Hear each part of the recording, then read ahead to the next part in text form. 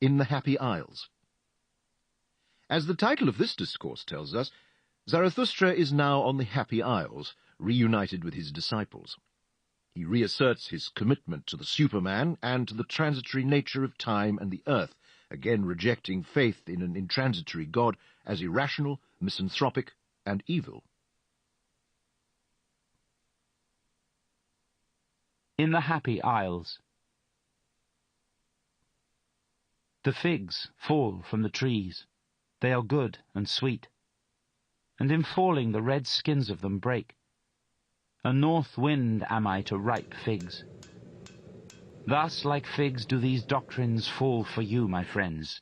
Imbibe now their juice and their sweet substance. It is autumn all around, and clear sky and afternoon. Lo, what fullness is around us! And out of the midst of superabundance, it is delightful to look out upon distant seas. Once did people say God when they looked out upon distant seas. Now, however, have I taught you to say Superman. God is a conjecture. Get up now. But I do not wish your conjecturing to reach beyond your creating will. Could you create a God? Then I pray you be silent about all gods. But you could well create the Superman. Not perhaps you yourselves, my brethren, but into fathers and forefathers of the Superman could you transform yourselves, and let that be your best creating. God is a conjecture, but I should like your conjecturing restricted to the conceivable. Could you conceive a God? But let this mean will to truth to you, that everything be transformed into the humanly conceivable, the humanly visible, the humanly sensible. Your own discernment shall you follow out to the end. And what you have called the world shall but be created by you. Your reason, your likeness, your will, your love, shall it itself become. And verily for your bliss, you discerning ones. And how would you endure life without that hope, you discerning ones? Neither in the inconceivable could you have been born, nor in the irrational. But that I may reveal my heart entirely to you, my friends, if there were gods, how could I endure it to be no God? Therefore, there are no gods. Yea, I have drawn the conclusion. Now, however, does it draw me? God is a conjecture. But who could drink all the bitterness of this conjecture without dying?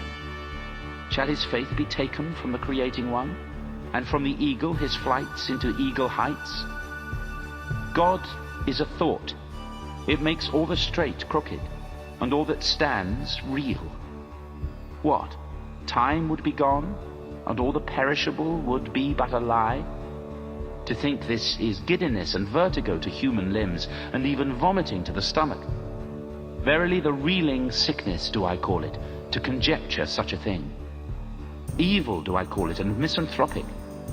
All that teaching about the one, and the plenum, and the unmoved, and the sufficient, and the imperishable.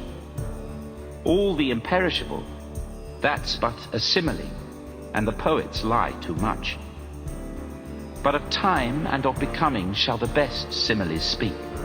A praise shall they be, and a justification of all impermanence. Creating, that is the great salvation from suffering, and life's alleviation. But for the Creator to appear, suffering itself is needed, and much transformation. Yea, much bitter dying must there be in your life, you creators. Thus are you advocates and justifiers of all impermanence. For the Creator himself to be the newborn child, he must also be willing to be the child-bearer, and endure the pangs of the child-bearer. Verily, through 100 souls went I my way, and through 100 cradles and birth throes. Many a farewell have I taken. I know the heartbreaking last hours. But so wills it my creating will, my fate. Or to tell you it more candidly, just such a fate wills my will. All feeling suffers in me, and is imprisoned. But my willing ever comes to me as my emancipator and comforter. Willing emancipates. That is the true doctrine of will and emancipation. So teaches you Zarathustra. No longer willing, and no longer valuing, and no longer creating. Ah, that great debility may ever be far from me. And also in discerning do I feel only my will's procreating and evolving delight.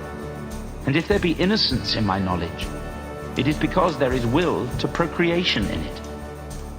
Away from God and gods did this will allure me. What would there be to create if there were gods? But to man does it ever impel me anew, my fervent creative will. Thus impels it, the hammer to the stone. Ah, you men, within the stone slumbers an image for me, the image of my visions. Ah, that it should slumber in the hardest, ugliest stone. Now rages my hammer ruthlessly against its prison. From the stone fly the fragments. What's that to me? I will complete it. For a shadow came to me. The stillest and lightest of all things once came to me. The beauty of the Superman came to me as a shadow. Ah, my brethren, of what account now are the gods to me? Thus spoke Zarathustra.